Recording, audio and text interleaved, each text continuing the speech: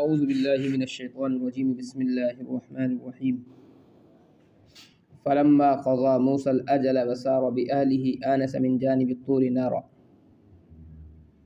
الى آخر الآیہ۔ واقعہ چل رہا ہے حضرت موسیٰ علیہ نبینا علیہ السلام کا۔ حضرت شعیب علیہ السلام نے حضرت موسیٰ کے سامنے شرط رکھی اپنی بیٹی سے نکاح کرنے کے لیے، ان کے یہاں پر 8 سال یا 10 سال نوکری کرنے کی، جس کو حضرت موسیٰ علیہ السلام نے قبول کر لیا۔ اس کے بعد میں مدت پوری ہو گئی تو حضرت موسیٰ علیہ السلام نے حضرت شعیب سے اجازت لی اور مصر کی جانب سفر شروع کیا۔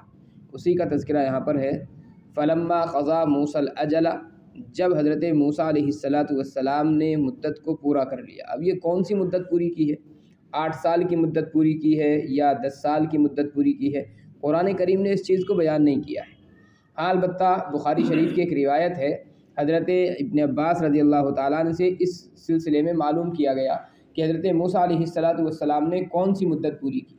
تو حضرت ابن عباس رضی اللہ تعالیٰ نے فرمایا کہ 10 سال والی جو مدت ہے وہ حضرت موسیٰ علیہ السلام نے پوری کی، اور فرمایا ابن عباس رضی اللہ تعالیٰ نے کہ انبیاء کرام علیہ السلام کا شیوہ یہ ہے کہ وہ احسان پورا کرتے ہیں، ناقص نہیں کرتے ہیں۔ اب چونکہ حضرت موسیٰ علیہ السلام ماقبل سے پتہ چلتا ہے کہ وعدہ کر چکے تھے کہ 2 مدتوں میں سے ایک میں پورا کروں گا، اس لیے حضرت موسیٰ علیہ السلام نے 10 سال والی ہی مدت پوری کی ہے۔ جیسا کہ نبی علیہ السلام کا بھی یہ معمول رہا کہ اگر کسی کا کوئی حق ہوتا تھا تو حق سے زائد چیز عنایت فرمایا کرتے تھے، تو اس لیے حضرت موسیٰ علیہ السلام کے متعلق حضرت ابن عباس کی روایت کے مطابق یہ ہے کہ آپ نے 10 سال والی مدت پوری کی ہے، لیکن بہرحال قرآن کریم نے اس سلسلے میں کوئی چیز بیان نہیں کی ہے۔ وَسَارَ بِأَهْلِهِ، اور وہ اپنے گھر والوں کو یعنی بیوی کو لے کر کے چلے۔ اب وہ واقعہ درمیان میں کہ حضرت موسیٰ علیہ السلام سفر کر رہے ہیں، پھر وہاں پر قافلے سے وہ بچھڑ گئے اور اندھیری رات تھی، سردیوں کا زمانہ تھا، راستہ بھٹک چکے تھے، تو پھر آگ ایک نظر آئی، آنس من جانب الطور نارا، حضرت موسیٰ علیہ السلام کو کوہ طور کی جانب سے ایک آگ دکھائی دی۔ یہ جو سفر ہے حضرت موسیٰ علیہ السلام کا مصر کی طرف ہے، بعض حضرات نے یہ بھی لکھا ہے کہ ملک شام کا سفر تھا حضرت موسیٰ علیہ السلام کا۔ قال لأہلہ، حضرت موسیٰ علیہ السلام نے اپنی بیوی سے فرمایا، امکثوا، تم یہیں پر ٹھہرو، انی آنست نارا، میں نے آگ دیکھی ہے، لعلی آتیکم منہا خبر، بخبر، شاید کہ میں وہاں سے تمہارے پاس کوئی خبر لے کر کے آ جاؤں، یعنی راستے کی خبر کوئی ہو سکتا ہے۔ اب آگ جلی ہوئی ہے تو یقینی بات ہے کہ کوئی نہ کوئی جلانے والا وہاں پر موجود ہوگا، اور ظاہر ہے کوئی علاقائی آدمی ہوگا تو وہ راستہ بآسانی بتلا سکتا ہے۔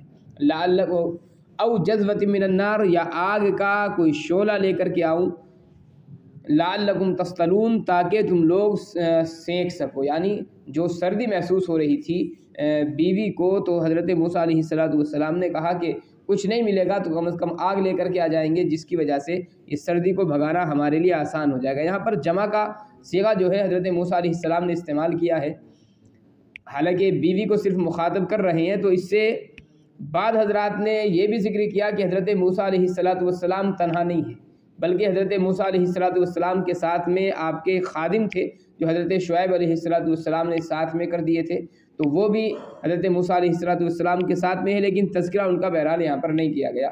لیکن یہ ایک روایت ہے، اکثر مفسرین یہی لکھتے ہیں کہ حضرت موسیٰ علیہ السلام کے ساتھ میں بیوی کے علاوہ یہاں پر کوئی موجود نہیں۔ قرآن کریم کا اپنا ایک انداز ہے کہ وہ ایک آدمی کے لیے بھی جمع کا صیغہ استعمال کر لیتا ہے۔ فلما اتاها نودی من شاطئ الوادی الایمن، جب حضرت موسیٰ علیہ السلام آگ کے پاس پہنچے تو حضرت موسیٰ علیہ السلام کو آواز آئی، من شاطئ الوادی الایمن، اس میدان سے جو داہنی جانب تھا، فی البقعۃ المبارکہ، ایک مبارک جگہ میں، من الشجرہ، ایک درخت میں سے، یعنی کہ خاص جگہ تھی۔ حضرت موسیٰ علیہ السلام نے وہاں پر دیکھا ایک درخت ہے، اور اس درخت سے حضرت موسیٰ علیہ السلام کو آواز سنائی دی۔ کیا آواز سنائی دی؟ اس کا تذکرہ ہے، اے یا موسیٰ انی انا اللہ رب العالمین، آواز آئی کہ اے موسیٰ میں اللہ ہوں جو تمام عالموں کا پالنے والا ہوں۔ پیچھے بھی میں نے بات بتلائی تھی کہ حضرت موسیٰ علیہ السلام کو آواز آئی اور حضرت موسیٰ نے فوراً ہی یقین کر لیا کہ یہ اللہ تبارک و تعالیٰ کی آواز ہے۔ تو اس کی وجہ یہ تھی کہ حضرت موسیٰ علیہ السلام کو خلاف فطرت یہ آواز سنائی دی۔ بتلایا تھا میں نے کہ آواز کی جو عمومی فطرت ہے وہ یہ ہے کہ آواز لگانے والا جس سمت میں ہوتا ہے اس سمت میں آواز آتی ہے۔ دوسری بات یہ کہ اللہ تبارک و تعالیٰ نے کانوں کو بنایا ہے آواز کے لیے، تو کان ہی آواز کو سن پاتے ہیں، جسم کے دیگر اعضاء آواز کو نہیں سن پاتے ہیں۔ لیکن حضرت موسیٰ علیہ السلام کے سننے کی ایک کیفیت بالکل مختلف تھی۔ ایک تو یہ کہ چاروں طرف سے حضرت موسیٰ علیہ السلام کو برابر آواز آ رہی تھی، دوسرا یہ کہ حضرت موسیٰ علیہ السلام کا ہر عضو اس آواز کو سن رہا تھا۔ تو خلاف فطرت چونکہ آواز حضرت موسیٰ علیہ السلام کو پہنچی ہے، اس لیے حضرت موسیٰ علیہ السلام کا دل فوراً مطمئن ہو گیا کہ واقعی اللہ رب العزت مجھ سے مخاطب ہے۔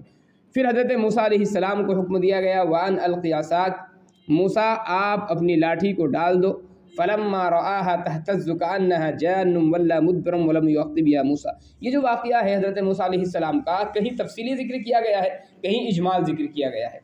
سورہ طٰہٰ کے اندر جو واقعہ ذکر کیا گیا ہے تو وہاں پر باضابطہ تفصیل ہے کہ حضرت موسیٰ علیہ السلام کو ڈائریکٹ اللہ نے نہیں فرمایا کہ اپنی لاٹھی ڈال دو، بلکہ پہلے معلوم کیا موسیٰ تمہارے ہاتھ میں کیا ہے۔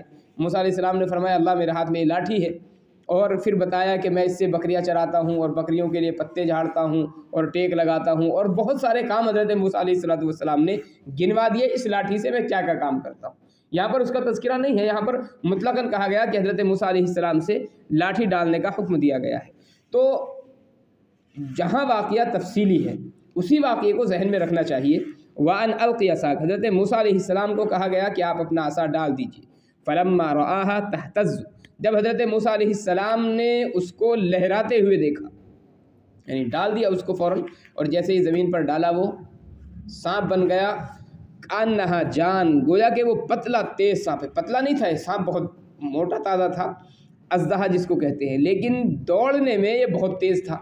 تو اس کی دونوں کیفیتیں تھیں، یعنی دوڑ میں چھوٹے سانپ کی طرح تھا، جس طریقے سے پتلا سانپ ہوتا ہے بہت تیز دوڑتا ہے، موٹا سانپ عام طور پر تیز نہیں دوڑ پاتا، تو جسم میں موٹا تھا لیکن دوڑنے میں پتلے سانپ کی طرح تھا۔ تو قرآن کریم نے دونوں ہی لفظ ذکر کیے، کہیں پر چھوٹے سانپ کے لیے ذکر کر دیا اور کہیں بڑے سانپ کے لیے ذکر کر دیا ہے۔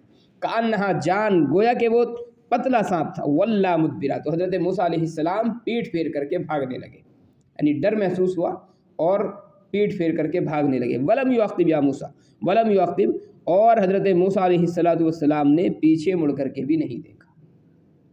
جب حضرت موسیٰ علیہ السلام بھاگے تو پھر اللہ تبارک و تعالیٰ مخاطب ہوا حضرت موسیٰ سے، یا موسیٰ اقبل ولا تخف، اے موسیٰ آگے آؤ، ولا تخف، اور ڈرو مت، انک من الآمنین، اس لیے کہ تم ہر طرح سے امن میں ہو۔ لیکن اس سانپ سے کچھ ڈرنے کی ضرورت نہیں ہے، یہ تو تمہارے معجزے کے طور پر ہم نے عطا کیا ہے۔ اسلک یدک فی جیبک، ایک معجزہ تو یہ ہو گیا سانپ والا، پھر دوسرا معجزہ حضرت موسیٰ علیہ السلام کو دیا گیا تو ہاتھ کے متعلق بتلایا گیا۔ اسلک یدک فی جیبک، تم اپنا ہاتھ گریبان کے اندر ڈالو، تخرج بیضاء من غیر سوء، اور پھر اس کو باہر نکالو تو وہ بغیر کسی بیماری کے انتہائی روشن نکلے گا۔ اب فطری خوف جیسا کہ سانپ سے حضرت موسیٰ علیہ السلام کو محسوس ہو رہا تھا، تو سانپ کے متعلق اللہ تبارک و تعالیٰ نے بتلا دیا تھا کہ سانپ کو دوبارہ تم پکڑو گے تو لاٹھی بن جائے گا۔ تو حضرت موسیٰ علیہ السلام اس کے ڈر سے بالکل مطمئن ہو گئے۔ پھر اب ہاتھ جو ہے وہ بھی خلاف فطرت روشن ہو رہا تھا، تو ممکن تھا کہ حضرت موسیٰ علیہ السلام کو اس سے بھی فطرتاً کوئی خوف محسوس ہوتا ہے، اس لیے اللہ تعالیٰ نے فرمایا کہ اگر اس سے بھی خوف محسوس ہو تو دوبارہ اپنا ہاتھ اپنے گریبان کے اندر لے جانا صحیح ہو جائے گا۔ وَضْمُمْ يَدَكَ جَنَاحَ إِلَيْكَ جَنَاحَكَ مِنَ الرَّهْبِ فَذَانِكَ بُرْهَانَانِ مِنْ رَبِّكَ إِلَىٰ فِرْعَوْنَ وَمَلَئِهِ، اور اپنا ہاتھ پھر اپنے گریبان میں ڈالنا، فَذَانِكَ بُرْهَانَانِ مِنْ رَبِّكَ، یہ دو نشانیاں ہیں یا دو سندیں ہیں تمہارے رب کی جانب سے،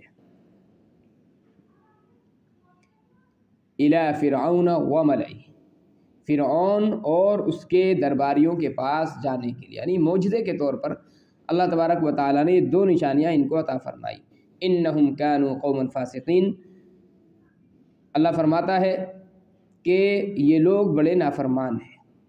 قال رب انی قتلت منهم نفسا، بہرحال یہاں پر درمیانی جو واقعہ ہے وہ بھی حذف کر دیا گیا، کہ پھر اللہ تبارک و تعالیٰ نے حضرت موسیٰ علیہ السلام سے کہا اذهبا الی فرعون انہ طغی، وہ پوری تفصیل ہے کہ موسیٰ علیہ السلام کو حکم دیا جا رہا ہے کہ آپ جائیے فرعون کے دربار میں اور جا کر کے توحید کا اعلان کیجئے، اپنی نبوت کے متعلق اعلان کیجئے اور بنی اسرائیل کے متعلق اس کو سمجھائیے۔ یہ واقعات جو ہے یہاں پر حذف ہے، دیگر جگہوں پر اس کی تفصیل بھی ذکر کی گئی ہے۔ بہرحال حضرت موسیٰ علیہ السلام کو جب تبلیغ کا حکم دیا گیا تو حضرت موسیٰ علیہ السلام نے کہا اے اللہ میں تو ان کی نظروں میں مجرم ہوں اور جرم کر کے بھاگا ہوا ہوں، اور ظاہر ہے کہ مجرم ہو اور پھر بھگوڑا ہو تو اس کا معاملہ تو بڑا عجیب ہوتا ہے۔ میں وہاں پر جاؤں گا تبلیغ کی نیت سے، وہ معلوم یہ ہوا کہ مجھے کچھ کہنے سے پہلے ان لوگوں نے قتل کر دیا اٹھا کر کے، میرا تو معاملہ ہی ختم ہو جائے گا۔ اس لیے حضرت موسیٰ علیہ السلام نے فرمایا کہ اللہ ایسا کیجئے میرے بھائی کو اور میرا مددگار بنا دیجیے، یعنی حضرت ہارون۔ حضرت ہارون یہاں پر موجود نہیں ہے، وہ مصر کے اندر ہے، اور حضرت موسیٰ علیہ السلام کا جو واقعہ ہے کوہ طور پر یہ ہو رہا ہے۔ بہرحال اللہ تبارک و تعالیٰ نے حضرت موسیٰ علیہ السلام کی بات کو درخواست کو قبول کیا، اور پھر حضرت ہارون علیہ السلام کو بھی نبی بنایا گیا۔ قال رب انی قتلت منہم نفسا، حضرت موسیٰ نے فرمایا اے میرے رب میں نے ان میں سے ایک آدمی کا خون بہا دیا ہے، قتل کر دیا ہے، فاخاف ان یقتلون، مجھے ڈر ہے کہ وہ کہیں مجھے ہی قتل نہ کر دیں۔ ڈر کیا حضرت موسیٰ علیہ السلام کو صرف قتل کا تھا؟ ڈر جو ہے حضرت موسیٰ علیہ السلام کو قتل کا نہیں ہے۔ حضرت موسیٰ کے کہنے کا مقصود یہ ہے کہ میں جا رہا ہوں تبلیغ کی نیت سے، تو میرا جو مقصود ہے وہ ہے تبلیغ کرنا، اور میں چونکہ مجرم ہوں کہیں ایسا نہ ہو کہ تبلیغ کرنے کی نوبت بنائے اور تبلیغ سے پہلے ہی وہ مار ڈالے مجھے، تو میرا جو فریضہ تبلیغ ہے وہ ادا نہیں ہو پائے گا۔ تو یہاں پر جو ڈر ہے وہ قتل کا نہیں ہے، اصل تو ڈر دعوت و تبلیغ کے چھوٹ جانے کا حضرت موسیٰ علیہ السلام کو۔ وَأَخِي هَارُونَ هُوَ أَفْصَحُ مِنِّي لِسَانًا، اور میرے بھائی ہارون جو ہیں وہ مجھ سے زیادہ فصیح ہیں زبان کے اعتبار سے، یعنی ان کی جو زبان ہے وہ کھلی ہوئی ہے۔ فَأَرْسِلْهُ مَعِيَ يَرِدْ أَن يُصَدِّقُنِي، آپ ان کو میرا مددگار بنا کر کے بھیج دیجئے کہ وہ میری تصدیق کریں، یعنی تبلیغ کا کام تو مجھے ہی کرنا ہے اور دعوت مجھے دینی ہے، لیکن ہاں زبان چونکہ صاف ہے اور ظاہر ہے کہ دربار میں جاؤں گا تو ممکن ہے مناظرے کی شکل پیش آ جائے، تو حضرت ہارون علیہ السلام جو ہے زبان کے ذرا تیز ہیں اور صاف ان کی زبان ہے، تو مناظرے کی اگر نوبت آئے گی تو وہ ذرا اچھا کام آئیں گے۔ انی اخاف ان یکذبون، مجھے ڈر ہے کہ وہ لوگ میری تکذیب کریں گے۔ قال سنشد عضدک باخیک، اللہ تبارک و تعالیٰ نے فرمایا کہ ہم تمہارے بھائی کو تمہاری قوت اور تمہاری طاقت بنا دیتے ہیں۔ وَنَجْعَلُ لَكُمَا سُلْطَانًا، اور اللہ تبارک و تعالیٰ نے ایک چیز اور عطا فرمائی، یعنی اس کی درخواست حضرت موسیٰ علیہ السلام نے نہیں کی ہے، حضرت موسیٰ نے تو درخواست کی ہے صرف بھائی کو مددگار بنانے کی، لیکن اللہ تبارک و تعالیٰ نے اس کا بھی وعدہ فرمایا اور ایک اور انعام حضرت موسیٰ علیہ السلام پر کیا۔ وَنَجْعَلُ لَكُمَا سُلْطَانًا، اللہ نے فرمایا کہ ہم تم کو ایک خاص شان و شوکت عطا کریں گے، یعنی ہیبت جس کو کہتے ہیں، رعب۔ فَلَا يَصِلُونَ إِلَيْكُمَا، وہ لوگ تم تک پہنچ نہیں پائیں گے، یعنی ان کی دسترس نہیں ہوگی۔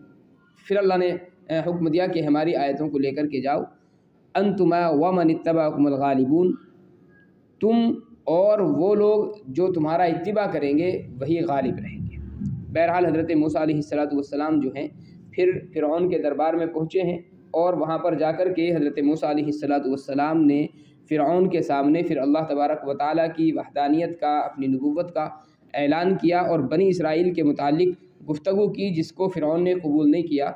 یہ جو واقعہ ہے اگلی آیات کے اندر ذکر کیا گیا ہے۔ اللہ عمل کی توفیق عنایت فرمائے۔